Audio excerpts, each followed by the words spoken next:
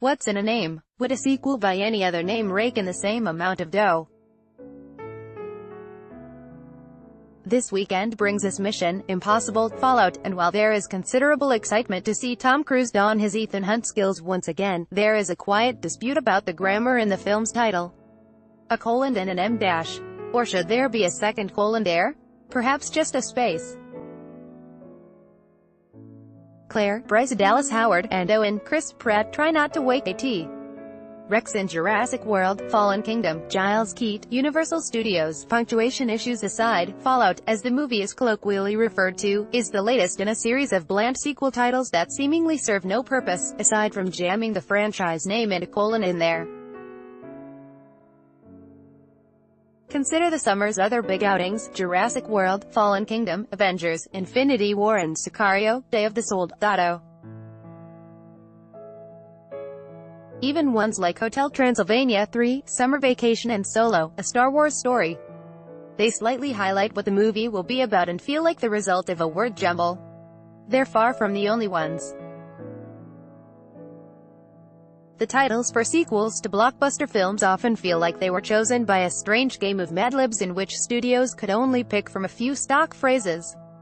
Of course, in sequels things are bound to return. Batman Returns, The Incredible Hulk Returns, The Mummy Returns, Superman Returns. But sometimes, something new might rise. 300, Rise of an Empire, Fantastic Four, Rise of the Silver Surfer, G.I. Joe, The Rise of Cobra, Terminator 3, Rise of the Machines. And I'll be darned if everything isn't turning into a Legacy, The Bourne Legacy, Alien Nation, The Yadira Legacy, Tron Legacy. And that's just to name a few. Article continued. Bellew apocalypses and Armageddons are shockingly common. Resident Evil, Apocalypse, X-Men, Apocalypse, Warlock, The Armageddon. It's always the age of something or the other. Avengers, Age of Ultron, Transformers, Age of Extinction, The Dark Crystal, Age of Resistance. And there's an awful lot of revenge going on. Star Wars, Episode 3, Revenge of the Sith, Transformers, Revenge of the Fallen, Jaws, The Revenge, A Nightmare on Elm Street 2, Freddy's Revenge. Movie sequels used to generally rely on numbers. Think Ghostbusters 2, Back to the Future Part 2, even the somewhat recent Iron Man 2, but numbers are mostly out of the picture. It's very hard to get people into these serialized movie runs if they've missed the first movie. Gary Faber, co-founder of research and marketing consulting company Ehrman, adjunct marketing professor at New York University, told The Washington Post. The studios said if we stop using the numbers, then we can potentially get in new people.